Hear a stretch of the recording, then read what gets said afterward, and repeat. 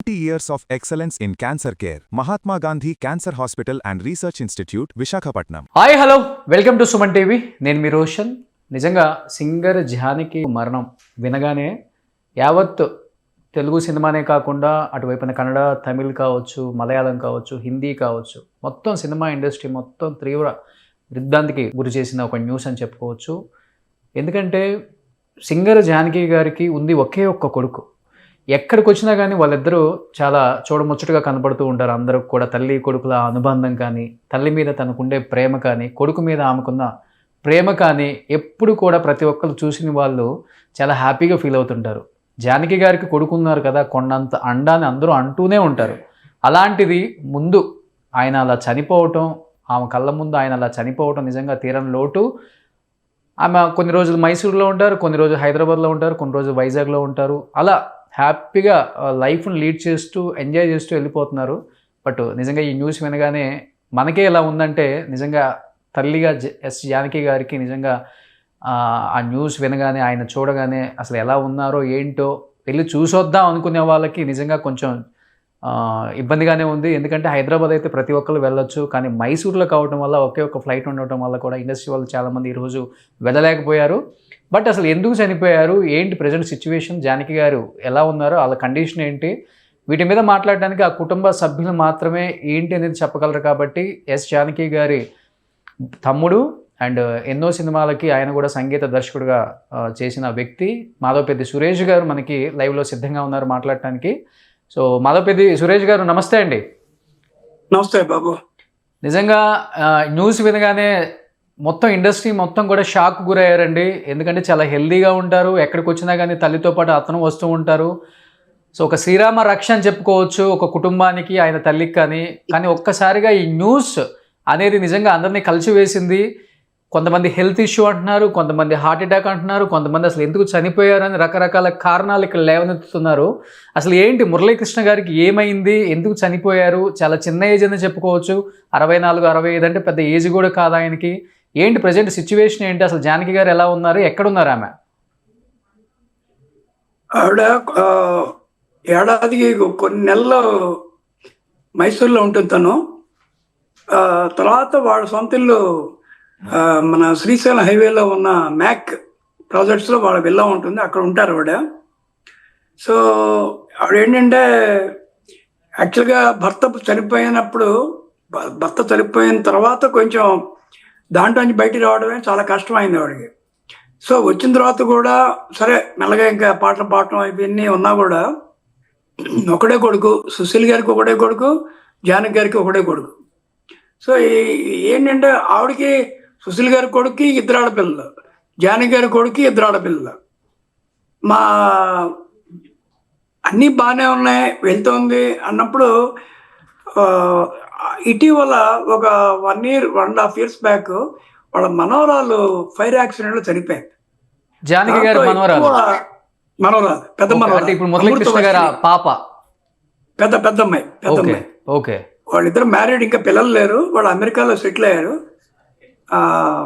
San హోసే దగ్గరలో ఉంటారు వాళ్ళు. అది ఆవిడకి చాలా తట్టుకోలేని ఇది ఏర్పడింది.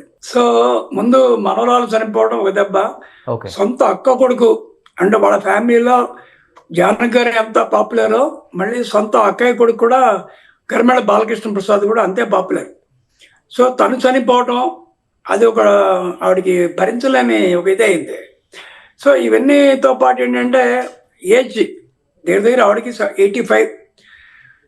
పిల్లవాడికి ఏంటంటే అన్నీ మంచి కుర్రాడు మురళీకృష్ణ.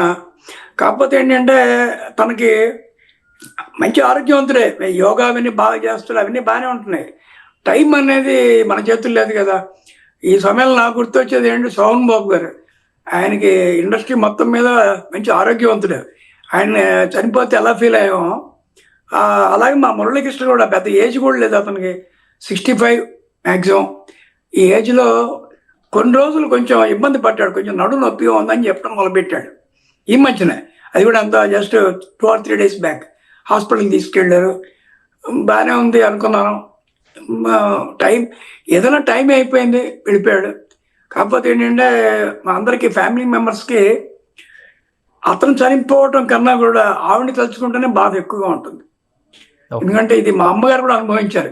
మా అన్నయ్య మంచి పీక్లో ఉన్నప్పుడు Madhavapeddi Ramesh at the age of 46 చనిపోయినప్పుడు మా అమ్మని పట్టుకోవడం కష్టమైంది. సో అలాగే ఇప్పుడు జానకి గారు ఆవిడని అదే అదే భగవంతుడు మరి ఆవిడకి అసలు ఇంకొక విషయం ఏంటంటే ఆవిడకి జీవితాంతం ఎందుకో తెలియదు కానీ ప్రాబ్లమ్స్ ప్రాబ్లమ్స్ ప్రాబ్లమ్స్ ప్రాబ్లమ్స్. మంచి వ్యక్తి, ఆవిడకి అందరూ కావాలి.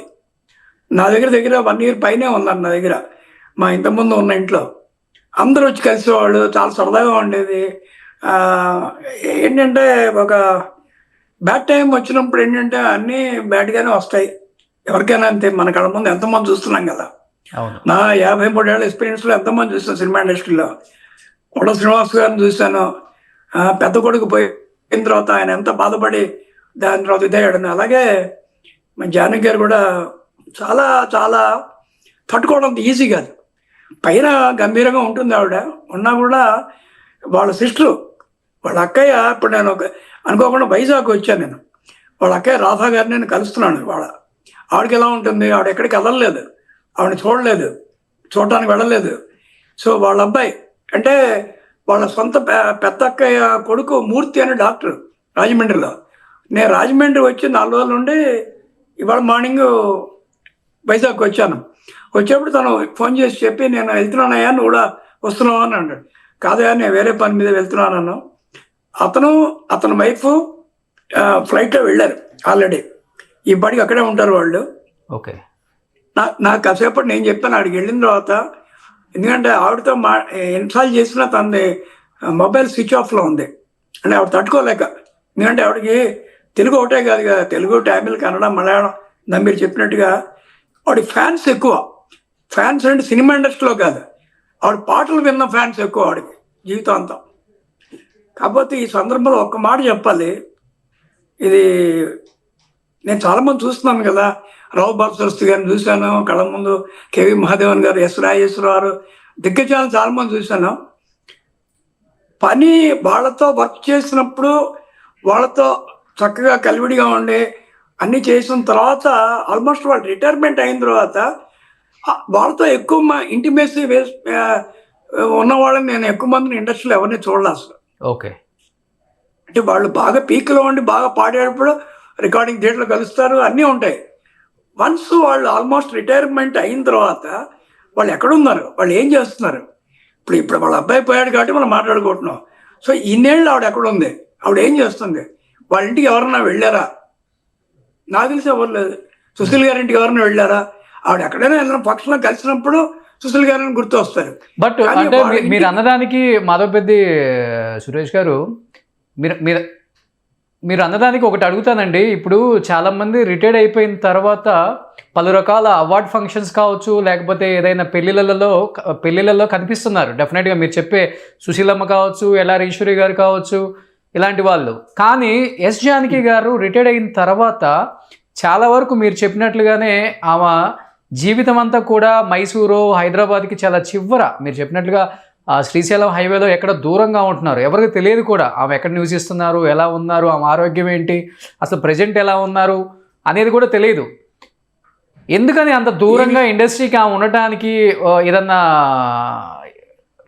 సీక్రెట్ ఉందా అండి? అలా ఉండాలనుకుంటున్నారా లేకపోతే? ఇప్పుడు మీరు అన్నదానికి ఓ సమాధానం చెప్తాను. రావు బాలసరస్వతి గారికి మన మొట్టమొదటి ప్లేబ్యాక్ సింగర్, అది చాలా మంది తెలుసు కూడా. అవును. 97 years ఈ మధ్యన చనిపోయారు. హార్ట్ ఆఫ్ సిటీలో ఉంది. మీరు నేను ఉండేది మనమే ఒకే ఫ్లాట్లో ఉంటాం మనం కదా, అదో ఇల్లు ఆవిడ ఉండేది. ఆవిడ ఉన్నది కూడా ఎవరికి తెలియదు, ఆవిడ ఎక్కడ ఉందో ఎవరికి తెలియదు. ఇప్పుడు నేను చెప్తున్నా, ఇప్పుడు కోట శ్రీనివాసరావు ఇంటికి నేను ఎవరిని రావడం నేను చూడలే. వెరీ ఫ్యూ, ఏదో 2, 3, 4 వచ్చేవాళ్ళేమో. అంటే ఇండస్ట్రీ మర్చిపోయింది అంటారు మీరు చెప్పే కోణం అయితే? ఇండస్ట్రీ అని కాదు, అంటే it is like train journey. మన ట్రైన్ ఎక్కినప్పుడు ఎదురున్నవాడు మనకి ఎవడో తెలియదు, వాడు తెగ మాట్లాడతాం, మన దిగేటప్పుడు చెప్పకుండా వెళ్ళిపోతాం. సో అలా ఉండకూడదు నేను చెప్తాను. సినిమా ఇండస్ట్రీ ఎలా ఉండాలంటే, మనం వాళ్ళతో కలిసి పనిచేసినప్పుడు రోజు కాకపోయినా నెలకోసారి 2 నెలలకోసారి ఫోన్ చేయటం, అమ్మ ఎలా ఉన్నారు, మీ ఆరోగ్యం ఎలా ఉంది ఏంటి అని కనుక్కోవడంలో ఏం తప్పులేదు కదా. ఎందుకంటే ఆవిడ ఎన్నో పాటలు పాడిన వ్యక్తి, 1, 2 పాటలు పాడినవాడు కదా, 1000 పాటలు పాడిన వ్యక్తి ఆవిడ. అవును. సో ఇవన్నీ నేను చూస్తున్నా కళ్ళతో, అదే బాధ వేస్తుంది. ఓకే. ఎందుకంటే మనం ఇండస్ట్రీలో ఉన్నప్పుడు ఇది మన ఫ్యామిలీలో మన ఇంట్లో ఒక కుక్కకే బాగుండకపోతేనే మనం 10 సార్లు డాక్టర్ ఫోన్ చేసి ఇది చేస్తాం కదా. మరి అంత పెద్ద లెజెండ్స్ వీళ్ళు, లెజెండరీ సింగర్స్. అలాగే పిబి శ్రీనివాస్ గారిని చూశాను నేను, ఎంతవరకు ఎందుకు ఎస్పి బాలసుబ్రహ్మణ్యం గారిని చూశాను నేను నా కళ్ళ ముందు. ఆయన మెడ్రాస్లో చనిపోయారు, కాకపోతే అప్పుడు ఏదో ఒక కోవిడ్ అడ్డం వచ్చింది, ఎవరు వెళ్ళలేకపోయారు, కుదరలేదు. బట్ నేనున్నాను, నేను 13 రోజులు అక్కడే ఉన్నాను, కోవిడ్లోనే వెళ్ళాం. ఏంటంటే మనసు ఉంటే మార్గం ఉంటుంది. ఇప్పుడు ఏంటంటే ఏదైనా కెలామిటీ జరిగిన తర్వాత మనం ఒక 10 ఛానల్స్లో దాని గురించి మాట్లాడటం, అది రివర్స్ కామన్, అది అందరికి తెలుస్తుంది కాబట్టి. ఇవాళ దానికన్నా ముందు మన ఫేస్బుక్లో తెలిసిపోతుంది అనే విషయాలు. సో నేనేంటంటే ఈ సందర్భంలో మా అందరినీ కోరుకునేది ఏంటంటే అందరినీ ఎవరిని మర్చిపోకండి. సీనియర్స్ అయిన తర్వాత వాళ్ళకి ఏంటంటే దే ఫీల్ హ్యాపీ. ఇంకొకటి బట్ ఆయన వాళ్ళ కొడుకే ఆమెకి కొంచెం రిస్ట్రిక్షన్స్ ఎక్కువ పెట్టేవాళ్ళు, ఎక్కడికి అటెండ్ అవ్వకూడదు, ఎక్కడికి వెళ్ళకూడదు, ఆమె బయటికి రానివ్వలేదు అనే న్యూస్ నేను విన్నానండి. నిజమా కాదో మాకు తెలియదు. మీరు జానకి గారు తమ్ముడు, ఆ కుటుంబ సభ్యుడు కాబట్టి మీరే చెప్పాలి. అసలుకి ఆమె ఎందుకు అంత ఇండస్ట్రీకి దూరంగా ఉన్నదానికి కొన్ని విన్న ఆన్సర్స్ నేను మాత్రం అదే నేను ఒకటి చెప్తాను. ఇప్పుడు వాళ్ళ ఫ్యాన్స్ అందరికి లేనిది రిజిస్ట్రేషన్ ఎందుకు వస్తుంది, మిగతా వాళ్ళకి రాదే. ఫ్యాన్స్ అందరూ వచ్చినప్పుడు ఎలా చేస్తున్నారు, వాళ్ళు ఎంజాయ్ చేస్తున్నారు, ఫోటోలు తీసుకుంటున్నారు, వెళ్తున్నారు. అవును. ఇండస్ట్రీ నుంచి ఎవరు వాళ్ళ ఇంటికి వెళ్ళింది ఎవరు నేను చూడలేదే. అవును. నేనే ఒక ప్రోగ్రామ్ పెట్టా, దగ్గర సింగర్స్ అందరిని పిలిచి వాళ్ళ ఇంటి దగ్గర ప్రోగ్రామ్ పెట్టి ఆవిడ షీ ఫెల్ట్ వెరీ హ్యాపీ. ఆవిడ ఇప్పుడున్న కుర్రాళ్ళు పిల్లలందరితో పాడింది ఆవిడ ఆ రోజున. అంటే నేను చెప్పేది ఏంటంటే పెద్దవాళ్ళ దగ్గరికి వెళ్తున్నప్పుడు ఏమవుతుందంటే చాలా హ్యాపీ ఫీల్ అవుతారు వాళ్ళు. వాళ్ళు కోరుకునేది అంతవరకే, మనీ కాదు ఇక్కడ ముఖ్యం. మనీ కన్నా ముఖ్యం ఏంటంటే అరే మన మర్చిపోయారే, ఇండస్ట్రీ మర్చిపోయింది. ఇప్పుడు వాళ్ళందరికీ ఫోన్ చేయడం పరిస్థితిలో ఉంటారు, పెద్దవాళ్ళు అయ్యారు కాబట్టి. వెళ్ళినప్పుడు ఏమవుతుందంటే పిల్లలు జూనియర్స్ వాళ్ళు ఉన్నప్పుడు వాళ్ళు చక్కగా వెళ్ళి ఏమ్మా ఎలా ఉన్నారు, బాగున్నారా. కొద్దిమంది వెళ్తారు నాలాంటి వాళ్ళు, అది వేరే విషయం. నేను చెప్పేది సో మెనీ పీపుల్ అంటే ఒక ఏజ్ వచ్చి పెద్దవాళ్ళు అయిన తర్వాత వాళ్ళు మర్చిపోతున్నాం మనం. కానీ అవును, కానీ ఏంటి సార్ ఇప్పుడు మీరు అన్నట్లుగానే ఆయనకి పెళ్ళి అయిపోయింది, 2 పిల్లలు ఉన్నారని చెప్పేసి యాజ్ ఎ ఫ్యామిలీ మెంబర్గా మేనమా అవుతారు కాబట్టి మీరు చెప్పారు సమాచారం. కానీ చాలా మంది ఏంటంటే ఇండస్ట్రీ మొత్తానికి కూడా తెలిసిన నిజం ఏంటంటే ఆయన పెళ్లి కాలేదు, పెళ్లి చేసుకోలేదు, తల్లి కొడుకు మాత్రమే కలిసి ఉంటారు అనే న్యూస్ మాత్రమే తెలుసు. ఫర్ ద ఫస్ట్ టైము నేను కూడా పేపర్లో చూస్తేనో లేకపోతే ఈరోజు చనిపోయారు కాబట్టి ఆ న్యూస్ బయటకు వచ్చింది. కానీ పెద్ద మనవరాలు కూడా చనిపోయింది, ఆయనకి పెళ్ళి అయిపోయింది అని.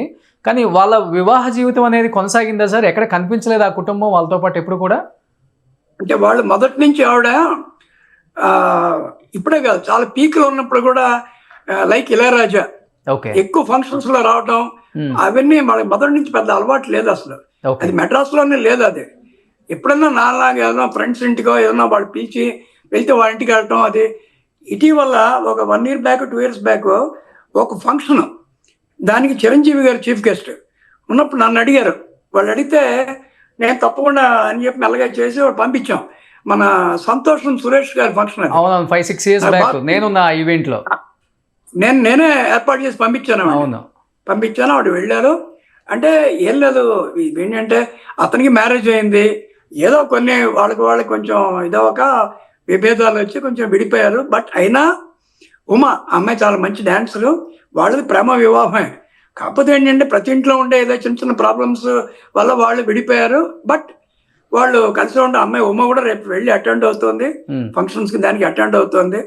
కాకపోతే ఏంటంటే ఇప్పుడు మనకి ఈ వీటి వల్ల ప్రసార మాధ్యమాల వల్ల ఏంటంటే చాలా వరకు న్యూస్లు నేను చూస్తూనే ఉంటాను, బ్రాకెట్లో టా అని పెట్టాలి, వాడు ఇలా టా, వాడు అలా టా, ఇలా టా అని. అన్నీ దగ్గర నుంచి చూసిన వాళ్ళకి మాకు తెలుస్తాయి, కానీ దూరం నుంచి చూసిన వాళ్ళకి ఏం తెలుస్తుంది? ఈ రోజు కూడా వన్ ఆఫ్ ద రీజన్ నేను ఇవన్నీ అడగటానికి కూడా ఆ కుటుంబం గురించి ఎటువంటి న్యూస్ కూడా ప్రజల్లో లేదు. సినిమా ఇండస్ట్రీ కూడా చాలా తక్కువ మందికి తెలుసు, ఎందుకంటే చాలా లో ప్రొఫైల్ మెయింటైన్ చేస్తారు ఎస్సీ జానకి గారు. వాళ్ళ కుటుంబం గురించి ఎవరికి తెలియదు పెద్దగా. అట్లీస్ట్ వాళ్ళు తెలుసుకోవాలనుకునే వాళ్ళకి ఒక మంచి సమాచారం మీ ద్వారా ఇవ్వగలను నేను, అందుకని అడిగాను. అంతేకాదు బాపు గారు కానీ, ముళ్ళపూడి వెంకటరమణ గారు కానీ, కేవి మహాదేవన్, వీళ్ళెవరూ అక్కడికి వచ్చి లోపల వాళ్ళ దగ్గరికి వెళ్ళి ఎవరిని ఇంటర్వ్యూ ఇవ్వటమే తప్పితే వాళ్ళు జనరల్గా ఈ ఫేస్బుక్ లో కూడా లేదా ఆవిడ మీరు అన్నిటికన్నా పెద్ద విశేషం ఏంటంటే వాళ్ళు ఎంత లో ప్రొఫైల్ పెడతారంటే పద్మభూషణ్ ఇస్తామంటే నాకు వద్దులే, నేను ఏముంది, నేను డబ్బులు తీసుకుని పాడాను, నేనేం పెద్ద దేశ సేవ చేయలేదు కదా అనుకుని మెల్లగా తప్పించుకుంది ఆవిడ. అవును, రిజెక్ట్ ఏది పద్మభూషణ్ ఇస్తేనే. సో అంత లో ప్రొఫైల్. ఇప్పుడు మనకి చాలా మంది చూస్తుంటాం, పెళ్ళి అయిపోగానే పెళ్ళైన వాళ్ళు వీడియో తెలియదు, పెళ్ళైన వాళ్ళు తెలియదు. కానీ జానకి గారు అలా కాదు. పెళ్ళి మా రాము గారు ఉన్నప్పుడు అంతా పెద్ద బొట్టు పెట్టి చక్కగా ఉండేది.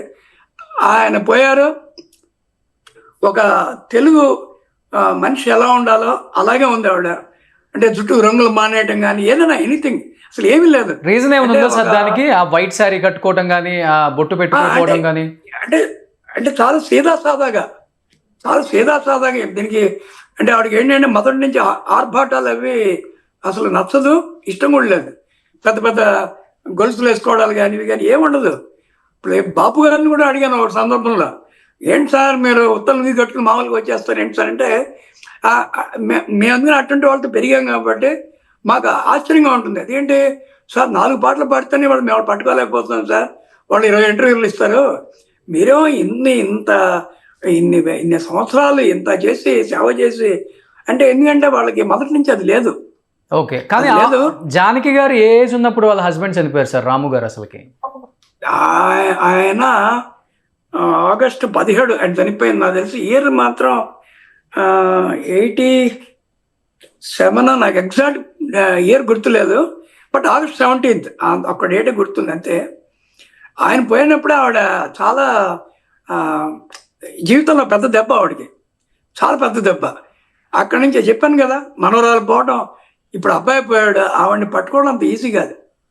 బయటికి మామూలు గుంభనంగా ఉంటుంది, కానీ అగ్ని పర్వతంతో లోపల ఉంటుంది ఆవిడకి. Okay, it take some time.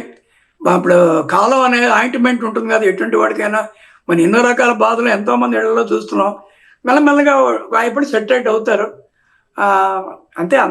అనే అతనికి మురళీకృష్ణకి మంచి అతని కోసం ప్రార్థనలు చేసాం. అంతకన్నా మనుషులు మనం ఏం చేయగలం? ఎవరి బాధ వాళ్ళదే, ఎవరి బాధని ఎవరు తీర్చలేరు. అంటే ఏదైనా హెల్త్ ఇష్యూస్ వచ్చాయా సార్ లాస్ట్ 1 year లో? లేకపోతే ఏం లేదు, హార్ట్ అటాక్? అతను మంచి యోగా అవన్నీ చేస్తూనే ఉంటాడు.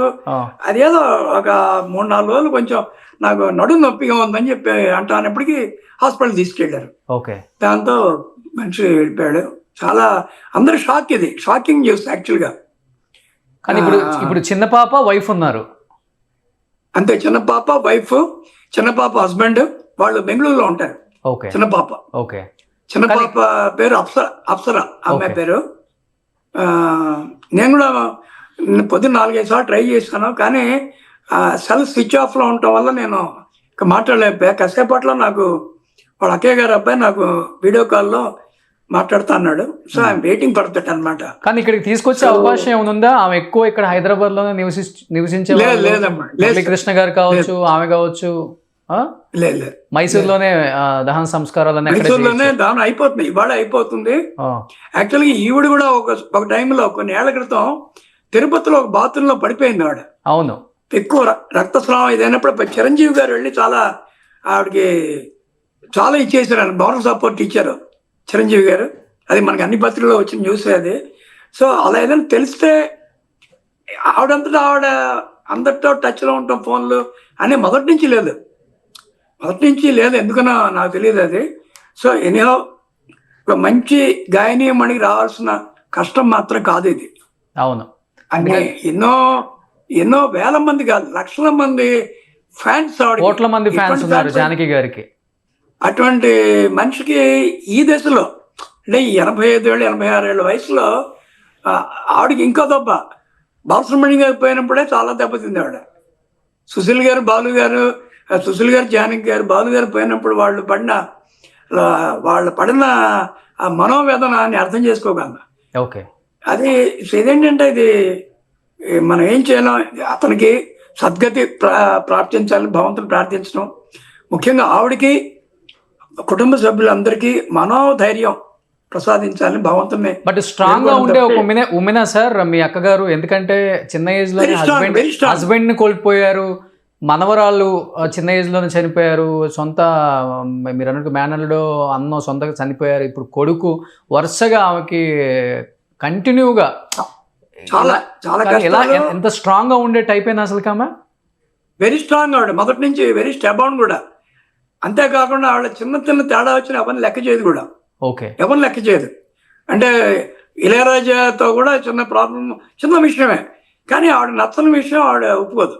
ఓకే. అది ఆవిడలో ఉన్న ఇదనమాట. మీ ఇద్దరం కూడా అంతే, ఎన్నోసార్లు మాట్లాడుకుంటాం. మా ఆవిడేమో ఏంటి ఇద్దరు అంత రేపు పొద్దున కొట్టుకునే లెవెల్కి వెళ్తాం, కానీ ఆ 10 నిమిషాలే. అంటే ఆవిడ చెప్పేది సూటిగా చెప్తుంది, దాంట్లో ఏమీ ఇది లేదు. పైగా ఆవిడంటే ఒక తల్లిలాగా చూసేది చిత్ర. వాళ్ళ అమ్మ ఎలా ఉంటుందో నేను చూడలేదు, కానీ చిత్ర ఎప్పుడు చెప్పినా మా అమ్మ అంటే నాకు జానకి గారే అంటుంది.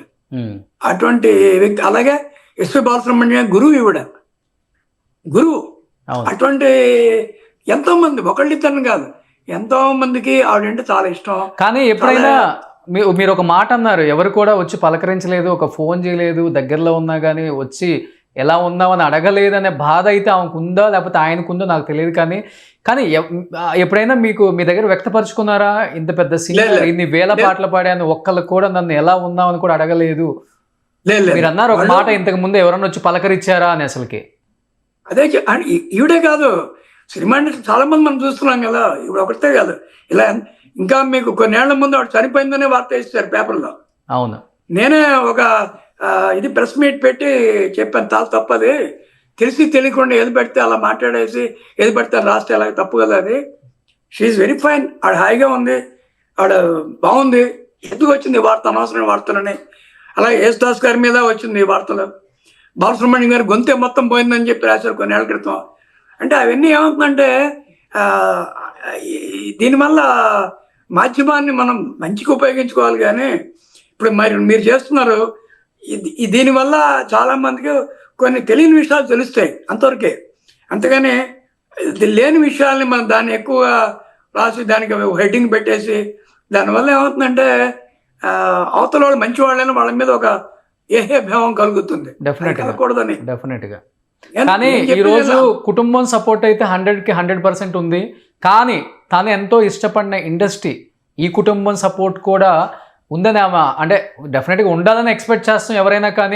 కానీ ఎవరైనా వచ్చి చూడటం కానీ లేకపోతే ఆమెని సపోర్ట్ అంటే ఈ టైంలో ఆమెని కొంచెం స్ట్రాంగ్గా ఉండమని చెప్పేసి ఒక ఫ్యామిలీ లాగా ఉండే ఈ కుటుంబాన్ని డెఫినెట్గా ఎక్స్పెక్ట్ చేస్తాం.